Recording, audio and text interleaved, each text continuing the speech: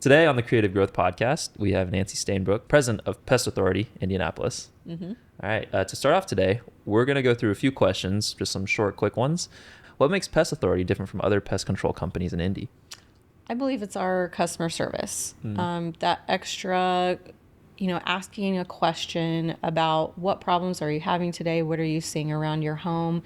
And then how can we solve that? Because you start with pest management by asking those questions. You don't automatically start putting down product, or you have to cut things off the source. And sometimes that's just asking about someone's habits. What are they putting in their yard that might attract a pest? What are they putting in their home that might attract a pest? So it's talking to the customers, getting to know them, getting to know their lifestyle, and then solving their problem. How do you guys deal with homeowner concerns? Well, first of all, anytime when you're dealing with chemicals, the label is the law. So certain chemicals have labels that you can treat indoors or you can't. So we will use the correct protocol for if we're indoors or outdoors. Some homeowners are absolutely against using chemicals in their home, but they don't want pests in their home either. So then we'll use a green product. It's generally a repellent, but there's some green products that actually do kill the pests as well. But we definitely take that into consideration. A lot of the products that we use just need to dry before kids and pets are around it. And once it's dry, it's perfectly fine. Gotcha. At the end of the day, their safety is still top priority. Absolutely. Yeah. Their safety and their desires. What are they trying to achieve? I have customers that are absolutely green through and through, but when they hit their limit of being frustrated with a pest, they don't care what we use. They just want that pest gone. So we totally understand that aspect as well. Gotcha. For sure. And what is something most people might not know about pest control? That you can get rid of a lot of pests without chemicals. And I know that seems counterintuitive coming from a pest control owner, but you can cut a lot of pests out of your home and out of your yard by reducing water. I mean, moisture is huge. Getting moisture out of your crawl space, getting moisture out from underneath your kitchen or bathroom sinks, draining the water out of flower pots in your backyard, out of an easement, making sure that it's just not stagnant. That can eliminate so many different pest problems is moisture. That's number one, moisture. Okay, interesting. Yeah. I did know that for mosquitoes, but I didn't know that just in general, any type of moisture. Yes. So if you are on a crawl or a basement and you're looking around your sump pump or things like that, if there's excess moisture around, get rid of it. Somehow. If you need to call a remediation company, if you need to have a foundation company seal up cracks, things like that, I would absolutely recommend that. Okay. Gotcha. Nice. Yeah, that's interesting. Did not know that. How do you make sure customers feel confident in your team, first-time customers? I know it probably sounds like a broken record, but just talk to them. Again, talk to them, make sure that they feel heard and that their concerns are addressed. And you communicate that to your technician that arrives on scene as well, that everyone is on the same page about what the problem is and how to go about solving it. Do you kind of ensure that your technicians are always putting your customers first? Absolutely. I would say customers first, but I do have to balance that with their own safety. So I have been in some situations where the customer gets a little bit angry, gets a little bit hostile, and sometimes I've had to fire customers. And this might be a little controversial, but it's a lot easier for me to get a new customer than it is a new technician. I value my technicians very much.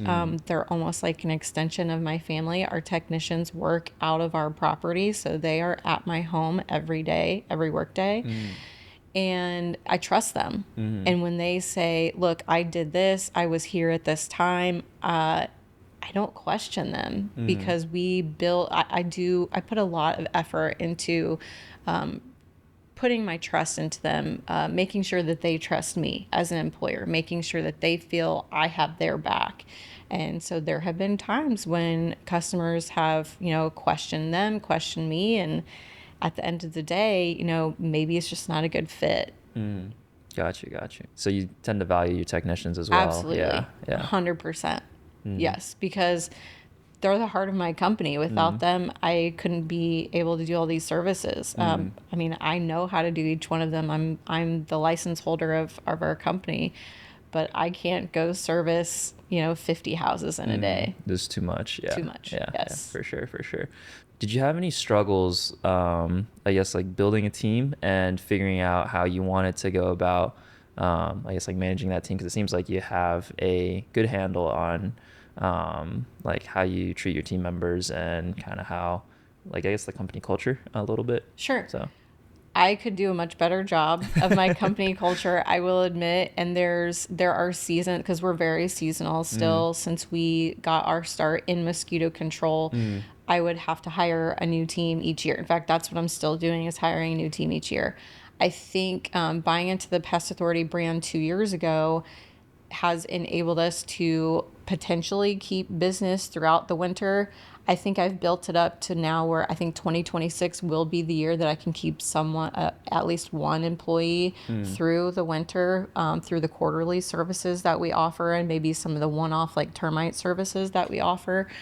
But I've always had to build a team starting in February and March. And so the franchise headquarters helps with that. There's a training pipeline, videos that they can watch. But then it's up to me to set up the on-the-job training. So I have help with that. My husband does a lot of hands-on training with the packs and making sure that they're safe with their vehicles, putting cones out. All the equipment that we have, the packs are very heavy, so we have a lot of safety concerns with what's the proper way to load up a pack. Put it on your tailgate, make sure that you are stable when lifting that, and then when walking around a yard. I've had slips, trips, and falls with technicians twisting ankles because that's a heavy pack. When you're walking on uneven ground, sometimes they trip and fall. Once in a while, we'll have to go get somebody checked out at urgent care because they took a fall. Yeah, accidents do happen. Yeah. It's always unfortunate when it does, but it's always have to be prepared for it for sure. So just taking them through the training at the beginning of the season, not only are you teaching them how to do the job, but you are building that company culture. So just making them feel like they always have an avenue to come talk to me, talk to my husband about any of like their vehicle issues, equipment issues, just constantly keeping an open line of communication. And depending on someone's background, that might be a little bit difficult because they might be coming from a work environment that they don't feel like they can speak up, and they don't feel like they can raise concerns without being shamed or called stupid or made to feel stupid or so sometimes it does take a little bit to get people to open up and have that open line of communication. For sure. It reminds me of a lot of kind of what we have to do on film sets. Before we start every day, we host a safety meeting. Especially when we have all these lights and stands up. A lot of these things are heavy, so it's like if they fall over, they can really do some damage. Sure. So it's we always tell the entire crew, it's like if anyone has any concerns about their safety, bring it up. Don't hesitate. If they see something, like say it. Don't just be like, don't keep it to yourself, because everyone's safety is number one priority. My husband has a saying, and I think he got it from Mike Rowe. It's safety isn't first. Because if safety was first, we wouldn't do anything. So, your mission is first, right? Your production is first, or your customer service, your treatment is first. But safety has to be a close second. Yeah. For sure. Have you had any other staffing challenges that you had to deal with? Always. I mean, we've been in business for 8 years, so I've had multiple staffing challenges. If people are late, people don't show up. Giving people grace where they might need it if they're having any kind of like family issues or personal issues. I do want to be sensitive to that, and that builds the trust, right? That makes them feel like I have their back no matter if they're at work or at home or what the case may be. But at a certain point, you have to be able to rely on your employees. You have to be confident that they're going to do a good job for you. I don't micromanage my guys. I let them handle a lot of issues on their own. And So that means that I have to trust them and they have to trust me. If they're showing signs of falling down the job, either by not showing up or showing up late or not communicating, it's usually an indication of something else going on. So we'll have a discussion about it, and maybe it's not a good time for them to work for me. So Gotcha. And have you had any like major learning lessons? Like, is it like, or have there been any moments where you're like, oh, this is like kind of eye opening? yes, I had that this year. I had a girl come to work for me at the end of May, I think, and she had experience with all aspects of pest control, wildlife, termites, like you name it. She had experience doing it, and she was asking questions about protocols and things. And I have learned all of my pest control knowledge from either training from corporate or from continuing education that's required for my licenses. So to have someone with so much knowledge working for me I loved it. I absolutely loved it. And I loved the questions that she was asking, because then it would prompt me to go research it for myself or ask other franchisees what they were doing. Unfortunately, I am not the most perceptive for people that have addiction problems, and I didn't recognize that she had an addiction problem, and she started not showing up for work and things, and I probably let her have a little more leeway than someone else because she was so valuable, because she had so much knowledge. But at the end of the day, like, I still have to run a business. I still have to show the other technicians that just because they're not as knowledgeable, they're still as valuable as an employee. So it didn't work out with her, and that was unfortunate, because she was so valuable. But you have to show up to work.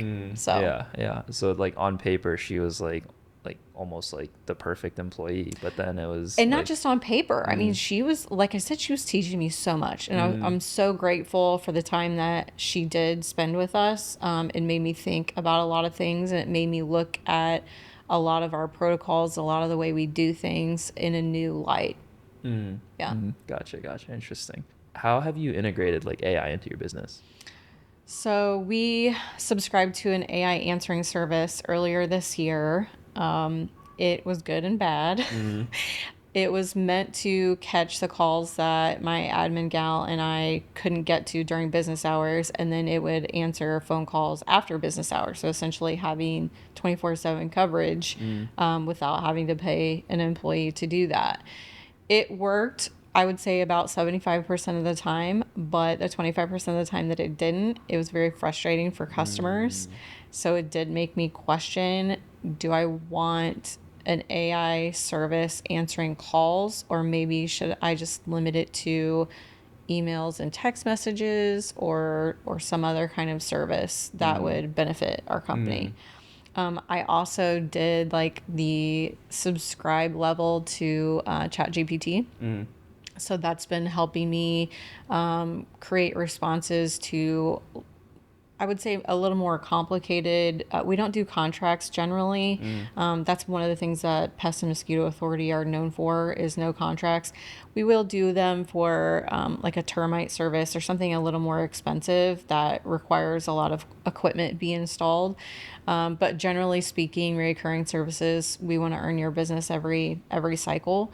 But there are times when I've had to do custom quotes on wildlife services or something like that, where I need help with some wording. Even though we're doing this podcast, I'm actually not the best at wording things sometimes, and I just need some help. I did my 2026 business plan and goals through ChatGPT. So I'm really excited about that. I'm really grateful to have that service. So I would say those are the two areas: answering phones, doing text message responses, and then using ChatGPT to just help me as a business owner. For sure. And what's this phone service called? So it was called Aura AI. Okay. And there's several AI answering services in the pest control space right now. And then I'm actually going to start using one called BizLab. I think they're rebranding as a company called Matrix. And they're going to do more of the text message reach outs. So integrating with our CRM to advertise new services or advertise sales on current services, and then getting those responses and then setting people up. You can even go so far as to, if you have the parameters set right, have someone set up an appointment, put it on the schedule for you, and you don't have to touch anything. So that's kind of where we're going. I think as a franchise is having that AI from lead to schedule to appointment completed. Gotcha. Interesting. So it's like it's a little bit more automated. Yes. Okay. Gotcha. And which CRM do you guys use? Just curious. Field Routes. It's a Service Titan company. It's one of the bigger CRM softwares in the pest control space. Yeah, I've heard of Service Titan. And have you do you have any like systems that you think every small business should have? A calendar. I know that sounds so crazy, but I have found that the younger generation does not use a calendar. So if you are a business owner that's a little bit younger and you're not using a calendar to manage your day, and I'm not talking about appointments necessarily, I'm talking about like time blocking. What are you going to work on and when? Taking into account your mental energy. Are you getting in a workout either before your workday or integrating it into your workday to kind of give you a mental break? So using a calendar, using reminders, that is like the core of my day, are my calendar and my reminders as a business owner to manage everything that I need to get done. For sure. Have you tried, I think it's Reclaim? I have not. I don't even know what that is. I don't know if I can call it really an AI calendar assistant. It's like it'll just help you schedule certain things. Like if you have like things you do every single day or maybe every other day, every 3 days, it will schedule things for you. And then if things come up, it'll move things around for you. Okay. So for example, like I like to go to the gym multiple times a week, and then I set the days that I go. So then it sets that time every single day. But then I set the priority on it where it's like, hey, if I have a business meeting, move this block around for me. So then I will have to check that out. Schedule. That sounds like right up my alley. It was like when I found it, I'm like, this is amazing. Reclaim. And it's an app? I don't know if they have an app, but it's just online. You just connect your calendar to it. Okay. And then you can kind of set up things like that. Is it a subscription? So it has a subscription. That's if you want more automations. I don't have that many automations, so I have the free plan. So nice. Yeah, I think I only have, I have it do like 3, I guess like repeating, like reoccurring. Reoccurring blocks every like. Not every day, but like on certain days. And yeah, that's the main thing I use it for. So I would definitely recommend it. It's great. How have you been, I guess, like collecting leads? What has been the most successful for you? We have a Google business profile, so that really helps us out. We've got a 4.9 rating on the mosquito side and a 5.0 rating on the pest side. So that's been great. And to build up those reviews and get in front of people, we use a company called Applause. It integrates with our CRM, so it knows what technicians went to what customers. And after the service is completed, it gives them a text message, and the text message rotates between a request for a Google review, a request for an NPS score rating, or a request for a tip if they want a tip. We don't do tips. But if the customer gives us a 5-star Google review, it will ask if they would like us to give our technician a bonus based on the Google review, the 5-star Google review. Nice. Yes. So my guys have been making some extra money through that service. I think the dynamic with the tips is just, it's awkward for me because when I'm asked to give a tip on someone that just goes and gets me a cheeseburger and fries, I don't see that as a tip worthy event. Yeah. So it puts some weird pressure on you too. It does. Yeah. And they're like looking at the screen like while you're doing it. So then it's just awkward. Like, do I give a tip or do I not? Like, I don't want to insult you if I don't give a tip. But so I just don't like that dynamic. I want my guys to do a good service regardless of whether they got a tip. And we're coming back to their house every 21 days. So they're going to see that person again. So I feel funny about the tip thing. But the bonus based on a 5-star Google review, all day, every day. And you're only going to give a Google review once, because I think Google only lets you give a review on a company. Yeah, Was it like once every 5 years or something? Like, I think there's a limit to it. So they can't just keep making the same bonus off of the same customer. Yeah. Interesting. I like that system. Yeah. So building up the reviews is one way that we do leads. And then I try to be active on social media to a certain extent. I'm not the best at it. I could use a lot of work, but networking too. I do the Bulls in Business networking group. I do some Chamber of Commerce meetings. I've presented at a Rotary Club before. I try to do some like in-person networking so people see my face, they get to know me, they get to know my business culture, and they trust me after that. So Gotcha. Old fashioned. Yeah, for sure. And kind of going off of that, how have you been like closing your sales, like, or you closing your leads? That's tough for me because I'm not a salesperson. So to apply a healthy pressure on someone asking for services is difficult for me. So I've actually reached out to a couple different people. I have a business coach now, specializing in pest control, giving me some suggested wording on how to close, because I am not good at it. So not leaving a conversation open-ended, or not just being, so you want to do this or not? That's awkward. Getting a follow-up date. Hey, if they don't say yes, hey, can I follow up with you in a week? Can I follow up with you next month? You just heard me take a customer call. Hey, can I follow up with you in February, March, even though you're telling me that you want service in May? I want to follow up with you earlier, because guarantee I can get her to sign up a month earlier than what she was anticipating signing up, because I don't want her to wait until she has a mosquito problem. I want to get ahead of it.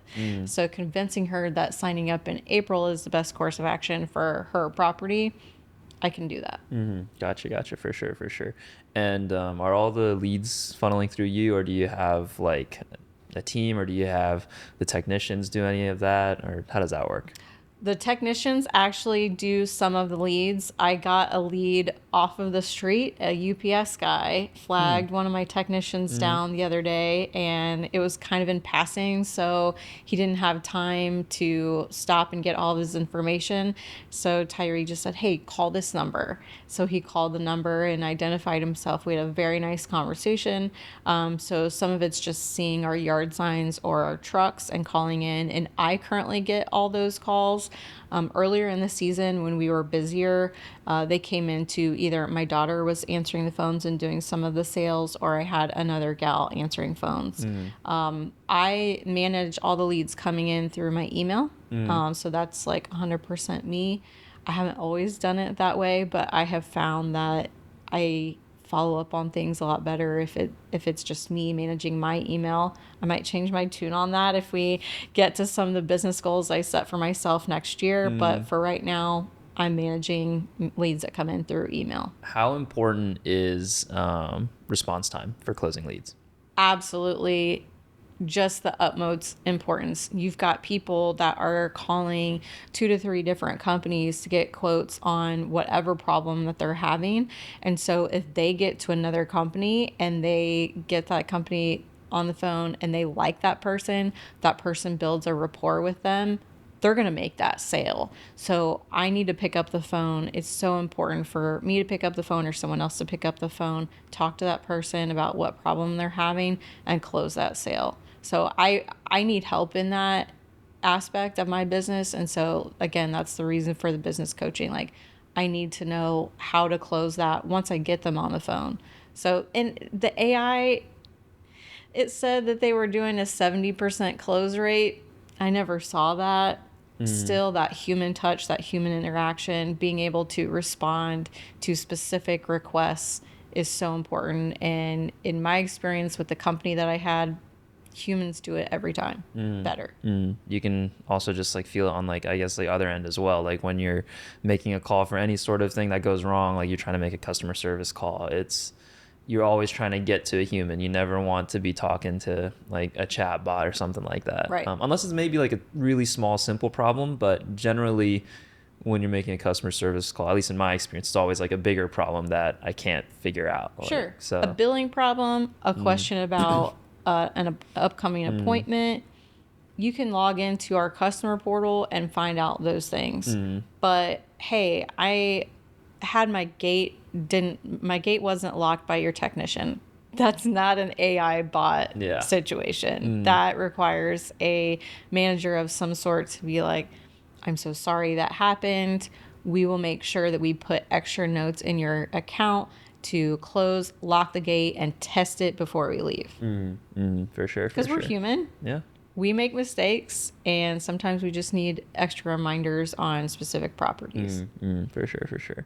And with the amount of leads coming in, and since they all funnel through you, I'm assuming that you probably have a lot of reps with closing leads. So you might be better than you give your credit. Yeah, well, and my mom always says that too, because I say I'm not a salesperson. She's like, yes, you are. So I probably am better than what I get myself credit for, but I enjoy selling things to people that want to buy that thing. I do enjoy that aspect. What I don't enjoy is trying to convince someone that they need something if they're not already seeking that thing. Because then that starts to feel icky for me. I don't like that feeling. I'm more than willing to help someone that says, yes, I want to sign up for this. I just want a little more information. Okay, I'll give you that information. I'll give you pricing. I'll give you how the appointment is going to run and all the particulars. Hey, our treatment doesn't work 100% on the first treatment. You need to wait that 21-day cycle until the second time around. Then you should be mosquito free. Informing them of that kind of a thing, I enjoy. I just don't like to try to sell somebody something that they're not already convinced that they need. It feels weird when you're working with like maybe like a cold lead or trying to upsell on something else that they might not need. Upsells, they get me every time. It's like, no, I don't need that. I was in a text message conversation the other day, and I was asking that question like, hey, we're also having a sale on quarterly preventative pest control. Is that something that you're interested in? And all I got was a no. Okay, roger that. Talk to you later. Like, no argument for me. There's probably a number of different responses that I could have come back with, but I give up very easily when I'm told no.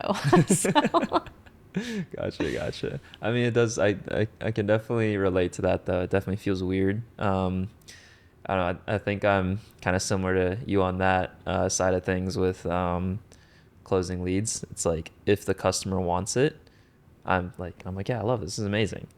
But it's very hard to upsell on other things. I don't know, maybe I'll like upsell on like maybe you want maybe a larger crew, or maybe you want like let's say we're filming a 30-second commercial. Well, maybe you want a 15-second and 5-second cut downs of that commercial. Right. And those are like legitimate upsells that like, hey, yeah, like we can do that. It's very hard to upsell like, hey, we filmed the commercial. Do you also want social media content? Yeah. It's completely different. Right. I don't know. It's very interesting because my dad is also a business owner. Well, he retired already. But he runs a car dealership. So he's very good at sales and I guess upselling. Cutthroat industry.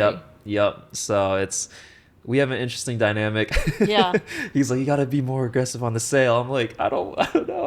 I don't want to be. My brother tried to give me some point. always gives me pointers if I ask. Yeah, same. He is a salesperson through and through. My mom always said he could sell ice to an Eskimo. He was always talking me out of my allowance, and trying to, I'll do this for you if you do this for me, kind of thing, when we were growing up.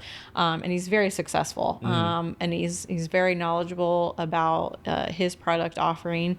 And so he was trying to work with me on some of the things that I was having trouble with. So yeah, it's funny. You can be part of the same family and have just completely different personalities. Yeah, exactly. I don't know where he learned it from. It might just be like his personality is like that. My mom and he and my mom are the salespeople of the family. Okay. My dad and I are more of the introverted, the analytics behind everything. So.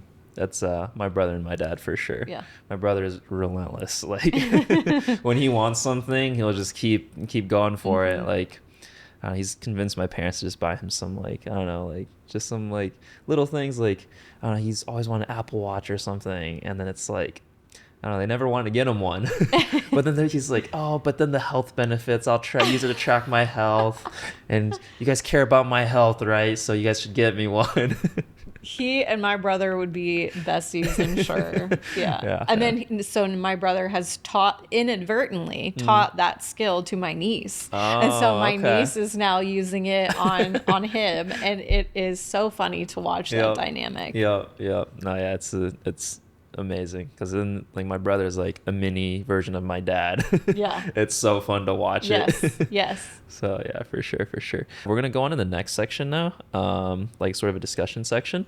I'm gonna list a few statistics, and I kind of want to hear your reaction to them. Okay. Yeah. So for the first one, 78% of local searches for home services on mobile devices lead to a purchase within 24 hours. Wow. Within 24 hours. That's actually longer than I thought. Interesting. I thought it would be quicker than that, because people, if they're on their phone, that they've got the type of lifestyle that's on the go, right? And they want results quickly. They want to reach someone. They want to make that appointment. They want to have that person at their house. So 24 hours is actually longer than what I thought it would be. Interesting. I guess now I think about it, when people search for home services, they want something to get done. Like something has gone wrong and they need it to get fixed. So I guess now I think about it, yeah, it does seem a little bit long. Originally, I was like 78%. That seems like a lot. But I guess now that you point that out, I'm like, yeah. I think it also depends on the home services, right? Like one of my friends owns a poop scoop company. Their price point is going to be $25 a week, versus if you're getting an HVAC replaced, that's going to be what, like $6,000. Yeah, it's thousands. So you're gonna take a longer time to make that decision on that purchase, who you want to go with, seeing the reviews, and an HVAC is going to be in your home. A poop scoop company is going to be outside your home. You might not even care. See them. Yeah, you might not even see them. Yeah. You just want it done. Yeah. You want it over with. And so you're probably not going to spend as much time mulling over that. See, but then I wonder, because then you could say the same situation for more expensive home services as well. Like, I don't know, your middle of winter, your heat goes out. You need that done like immediately. Yeah. You might not take as much time then to read all the reviews, talk to your neighbors, validate that company. If you have a good rapport with that person that answers the phone and they answer all your questions and you want it done right now, that's probably going to be an easy close. Yes. They are looking for that service to get done today. If you have the means to get it done today as the service provider, you're going to make that sale. For sure. And that's where like speed is also like the most important thing to them, because that they want it done immediately. Absolutely. So then you have to get back to that lead as fast as possible. So yeah, we'll move on to the next one. The global home service market is expected to grow 19% year over year. I believe that. People want concierge type services. They are getting busier and busier, and they are delegating regular chores, things that they might do themselves, to other companies. I also think that is creating a generation that is not as handy as other generations. The people that I hire that are younger tend to be less skilled with simple tools, screwdrivers, hammers, ladders.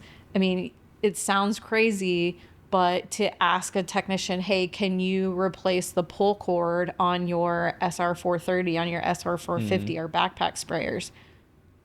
How do I do that? Well, go get a screwdriver, take out the 3 screws that are surrounding the mechanism, and pull it apart, replace the cord. You know, but that's going to require, I'm going to have to work that into my training, because working with a screwdriver and knowing how simple tools work is not an intuitive thing anymore, because we have gotten to a place where we don't need to, we haven't had to. But I think that growing industry of home services is indicative of, we just don't want to do it ourselves. We would rather pay somebody to do it than do it ourselves. For sure. And not everybody has that luxury, right? Not everyone has the funds to do things. So maybe you're forced to learn how to do something yourself on YouTube University. I was actually going to bring up that point. It was like, that's very interesting to hear, because it's like information's everywhere. You can find all this information online, which makes me wonder if it's just like too much information, where people just don't know where to look or what to look at. Because it also means there's also a lot more distractions too at the same time. Misinformation out there too. Yep, for sure. And then I was also going to say I am kind of guilty of that in some regards. I would like to say I'm like pretty handy. My dad would, he also does rental properties, and he would take me and my brother along when we were kids to just fix things up. So then we'd fix random things, like, I don't know, like maybe like some of the tiling, or like maybe like some, like, I don't know, like the AC is broken. I do basic fixes on the AC, but like when big stuff, then we'll have to hire somebody. But yeah, just simple things. So I'd like to say I'm kind of handy. But then the other day, I couldn't get, like, I don't know, I was fumbling around with the ratchet strap. I could not get that thing to work. It took me a minute. Yep. I was like, you just have to flip it the right way. Yeah, exactly. I was like, well, it was like the getting it, like feeding it through and then actually ratcheting it. Like I kept, like, I think I was feeding it through the wrong side, and I was like, what am I doing wrong here? I have struggled with that myself. My husband is a whiz at that kind of thing. The ratchet straps. Yeah. And I'm like, I have a bunch of these. I guess I just, like, I don't know, haven't used them enough. So yeah, for sure. But yeah, we'll move on to the next one. In 2023, 278,000 new home service businesses have opened in the U.S., more than any other business category. I think it goes back to the points of, hey, do you want to do some things yourself, or do you want to hire them out? And then those businesses that are started, are they going to last, and why? Does the business owner have a passion for home services? Do they have a passion for whatever industry they're in?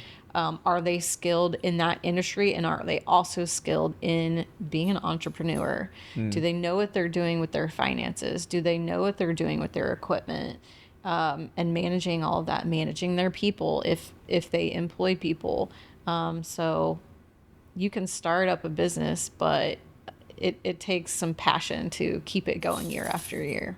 It seems like the trend is, like with jobs, are like kind of shifting away from tech. I don't know if you saw, like, there was a bunch of tech layoffs in like the past maybe like 5 years, and it's been difficult to get like tech jobs. So I wonder if that has a little bit to do with it, and then I guess like AI taking up some of these tech jobs, or maybe absolutely, like these online jobs. It's like home services. It's my like, opinion. It's never like, I don't think AI is gonna easily take that one away from people. Like, my husband's a master electrician. You're not gonna get AI to take that away. Yeah. My soon-to-be son-in-law works on semi trucks, fixing tires, fixing all kinds of things to do with like the trailer part. You're not gonna get AI to take that away. But our society has put so much emphasis on education and being educated in tech. And you've got these kids in college and graduated college, and now they're underemployed, or they can't find a job. Whereas you could have if you just were to go into a trade. And so we're seeing a big demand for the trades. Like, we're desperately needing electricians, plumbers, carpenters, things like that. And we've got to push kids into that. We've got to get the message out that it's okay to go into those things. And if you're skilled enough, you might actually make more money going into some of those trades than if you were to go get a desk job. For sure, for sure. And then like the pay is pretty above average too for most of the trades from what I've seen. 100%. Yeah. Especially if you own your own business in one of those trades. So for like my husband, I think he's an above average electrician. He thinks outside the box. He's very good at putting things together. If he can teach that skill to someone else and have his journeymen and his apprentices working for him, solve problems the way he would and build a company that way, which he is, and which he has, then that's going to make a lot more money than going and getting a job in a technology field. For sure. And it's like, I think there's also like a bad, I guess, like stigma of the trades. There's been a bad stigma for years, and I don't know where that came from. Blue collar, is the term, blue collar and white collar, but we are in sore need of blue collar workers right now because we have had that attitude as a society towards those types of positions. So yeah, I mean, it's just in demand, it pays well, so it makes sense that some of these, like, there's like been an influx of home service businesses lately starting to pop up. The society might start shifting. We'll see. Supply and demand. Yeah, we'll see. So yeah, we'll move on to the next one. That statistic was actually from Service Titan. Oh yeah. Yeah. And then for the last statistic, 91% of businesses now use video as a marketing tool. Yes, videos tell a story. Videos can communicate a number of things. It can communicate your product or service offering. It can communicate your company culture. It can communicate me as a business owner. What am I like? A lot of people want to know who is at the heart of the business, who's driving the business. If I have a problem, how are they going to react to my problem? Are they going to be sympathetic? Are they going to fix it? So I think videos can convey that. Yeah, for sure. And I think a lot of people also tend to buy from other people that are like, that they agree with. And they trust. Yeah, exactly. And I think putting a face to a brand accelerates that trust really fast, opposed to just like maybe having like text and photos. It's like, it's almost to the point where you can talk to them. Yes. It's like probably the next best thing in my head. Because you think about your favorite influencers that you follow, you feel like they're your friend, right? Yeah. Because you listen to them talk about something every day or however often you're on social media. So you trust what they say, which is the whole industry, because then they sell you things, every fifth slide or whatever it is. And because you trust them, you're going to buy from them. So the same idea with videos behind a home service business. For sure. Yeah, nice. And I'm not going to start an influencer career though. That'd be interesting. Home service influencer page. Maybe a new niche. There you go. Start it up. Yeah, for sure. Well, we'll move on to the next one. This next section will be pretty similar. Instead, I'm going to say quotes, and I want to kind of hear your reaction to Okay. them. So for the first one, train people well enough so they can leave. Treat them well enough so they don't want to. Yes, you want to give people enough knowledge to take with them to somewhere else.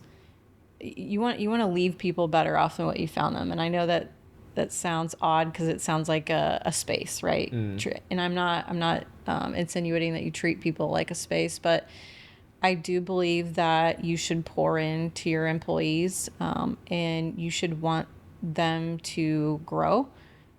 And depending on the size of your company, that they might grow out of your company, and you should want the best for them if that's with you or with someone else.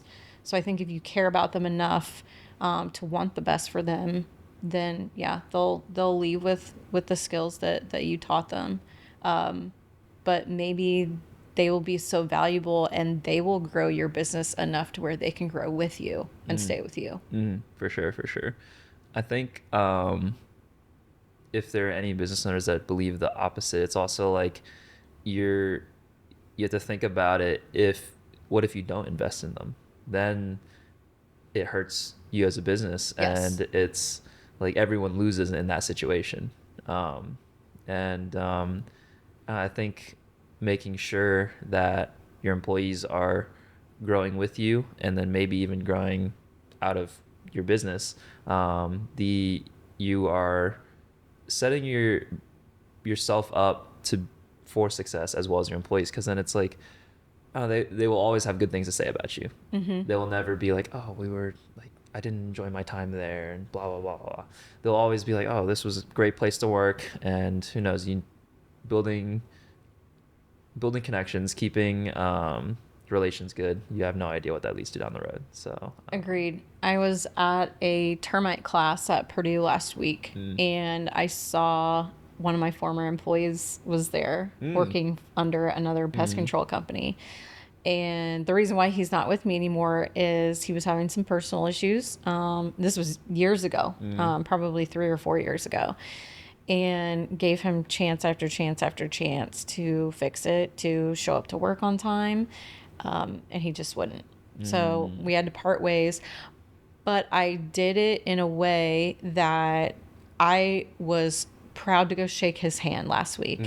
I still felt great about saying, hey buddy, how you doing? And I could look him in the eye without any kind of reservation about, oh, did I treat him right? Or this is awkward. Or I even had a conversation with one of my other techs about something later in the day. And I just mentioned like, I saw one of my former employees today. He goes, oh, I bet that was awkward. I'm like, actually it wasn't, because of the way I treated him, even though it didn't work out, because of his situation at the time.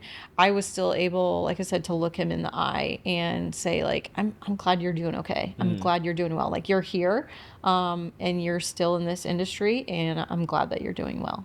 For sure. So for the next one, opportunities don't happen. You create them. Agreed.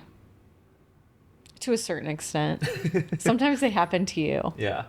And you have to be equipped to jump on those opportunities. Yes, for sure. And willing. I completely agree with what you said, actually. You can get lucky, but if you're not prepared to like receive that luck, it's just going to pass you by. So that requires, to be ready, that requires constant learning. Yep. Level up your game. Keep your thumb on the pulse of the industry. Yep. Which requires a lot of time. Yep. Exactly. I think that's also the fun part of being a business owner too, is because like you're constantly learning, but you never know how much it's going to pay off. It's like partially, I guess it is investing in a way. You're investing in yourself. At least me personally, and I'm assuming some other business owners feel the same, that thrill of like, hey, I don't know if it's going to pay off, but I'm improving myself, I'm improving the business. It's partly why I enjoy running a business. Yes. I heard some kind of statistic, speaking of statistics, on people that are veterans, which I am, becoming business owners, because the thrill of being a business owner not replaces what they did in the military, but is a similar feeling, getting that thrill of excitement, going out on a mission, or whatever the case may be, because it is thrilling. It's risk-taking. Yeah. It requires a certain personality to do that. For sure. Yeah. And that's an interesting point that you brought up. I've never heard that before of veterans becoming business owners, but I guess now that I think of it, I guess like when you're going out on a mission is pretty similar to like you have like, I guess like a big event that's happening. It might be different for your company, but for me, when it's a big shoot for a major client, the pressure that I have to like okay, I have to nail this, I have to get this right, is, I don't know, I enjoy it. I don't think it's made for everybody. I think not everyone would enjoy that, but me personally, I'm like, this is fun. Like I'm stressing out the night before. It's like almost midnight, I have to go to bed. The shoot's at 6 a.m. I have to make sure everything's set and ready. And I don't know, it gets me excited to start the next day. So yeah. We'll move on to the next one. This next one is from Warren Buffett. Price is what you pay and value is what you get. Yes, 100%.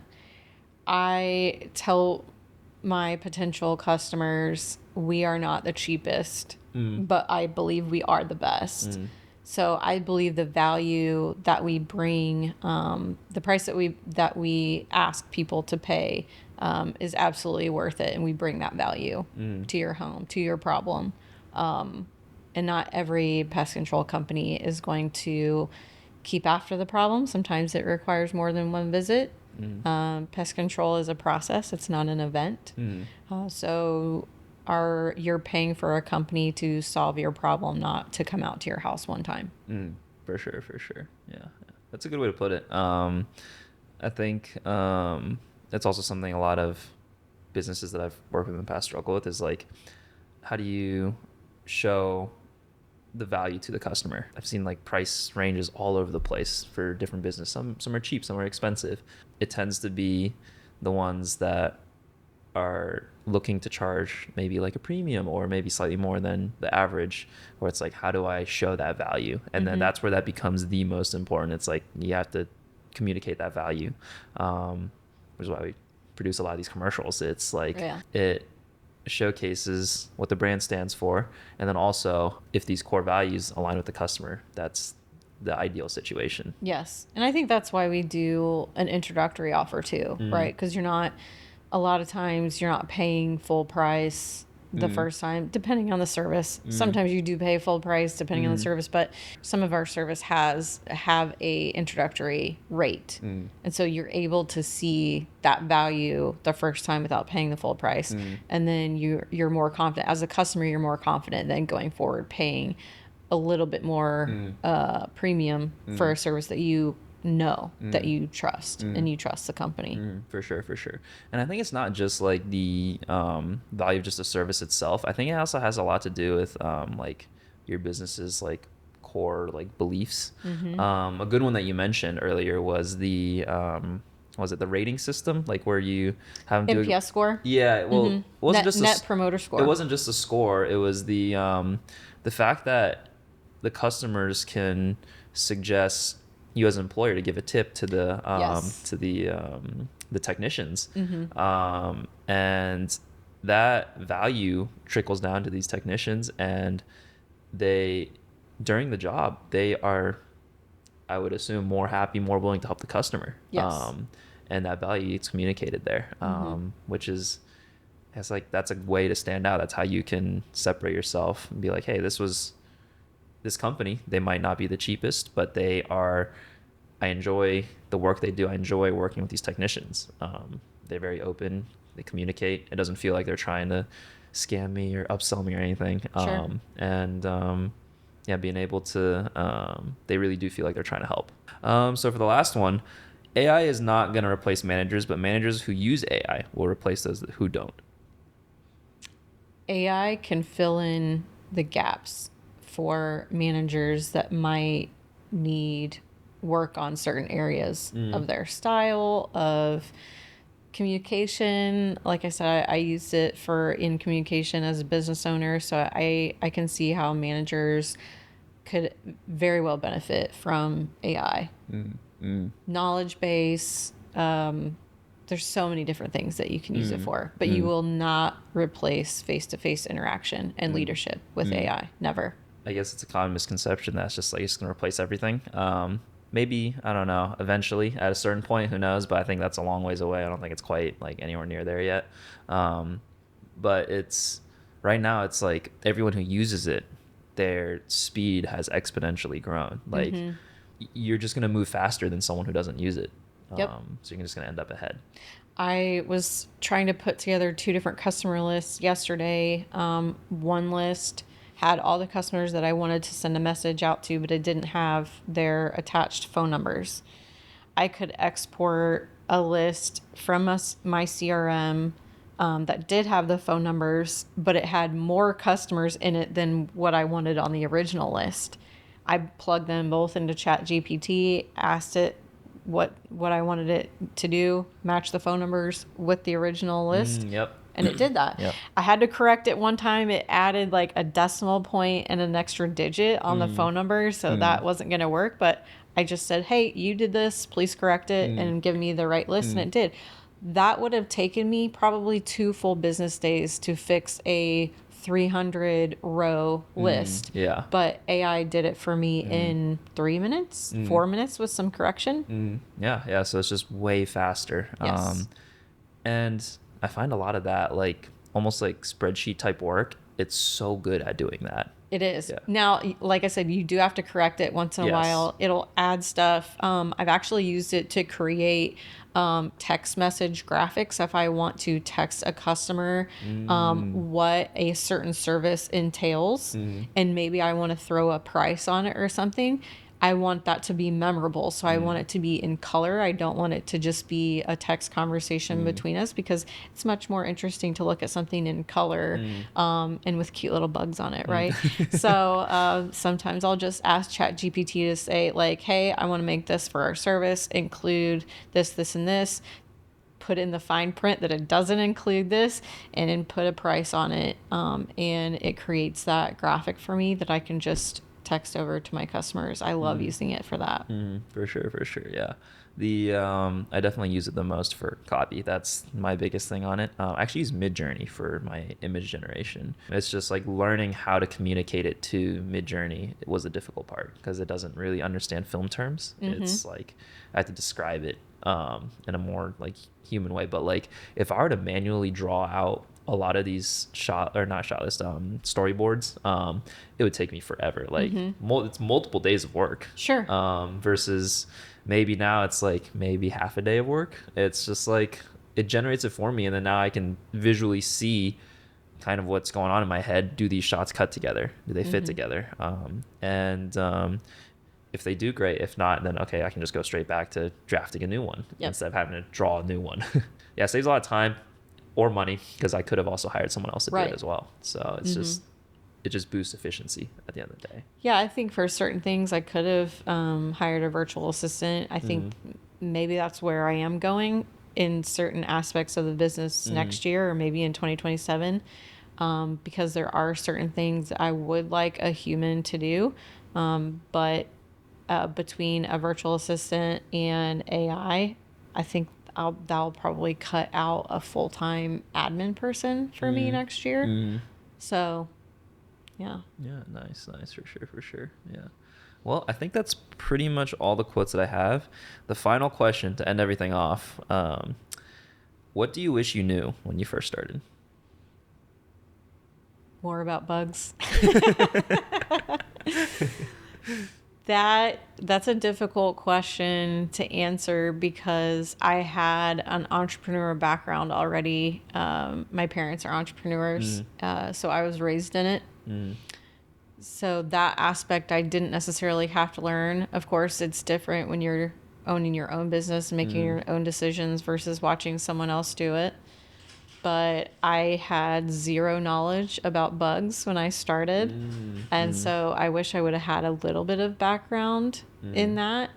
So I've had to learn everything firsthand. There's very few employees that I've been able to hire on that have taught me about entomology. So it's been interesting to try to learn that on my own. But very grateful for the process of getting your license and maintaining it, because it forces you to do continuing education. And so I'm able to get a lot of that through continuing education, and then just, researching things on my own. But I think a lot of my service related problems would have been easier to work through had I had that entomology background. It's not required, but it would have been easier. Yeah, for sure. It's interesting, because when I ask other people that question, it's the opposite. It's like, I wish I knew more about business, but it seems like like with the business background, you were already set. You had 2 probably amazing resources to go to. Where it's like, hey, if I have a business question, you guys can help me out. Knowing that you needed certain things right off the bat, is probably more than half the battle. Exactly. But I was trained to answer the phone in a professional voice from the time I was 8, 9 years old, because, when I was growing, I was born in 1983. Customers would once in a while call our house. if they needed to talk to my mom or my dad. Customers are vendors, and they didn't want some crazy kid, answering the phone. So it's like, hey, this is how you answer the phone. Hey, Evans Residence, how may I help you? That's how you answer the phone. Maintain a professional decorum. I was going to business conferences, not attending the whole thing, but my parents would take my brother and I to business conferences with them. They would take a babysitter along with us, but we would walk the floor with them. Dressing a certain way. When you're 12 and 13 years old, how do you talk to people? Look at people in the eye, shake their hand firmly. Those things were taught to me at a very young age. And so it was a way of life. So I already had those soft skills going into owning a business for myself at, what was I, like 32, 34, something like that, going into it. So I definitely had a leg up on the competition, to say, but I am very grateful for my parents and all the skills that they taught me. For sure. Yeah. I mean, I think it's going into it with a lot of people's skills is honestly half the battle. So. And I had started a couple of businesses before that and they failed. So that helps too. I mean, yeah, good learning experiences. So, yes. So yeah. What other businesses did you try in the past? My brother and I tried to start a safety equipment resale business. We didn't devote the time to it that we needed to. That's why that failed.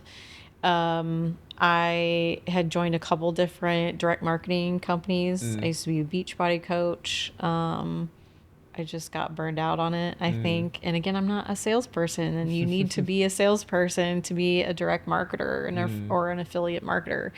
I just don't like selling things to people that don't necessarily want them. And you're not going to grow your business as a direct marketer if you don't do that.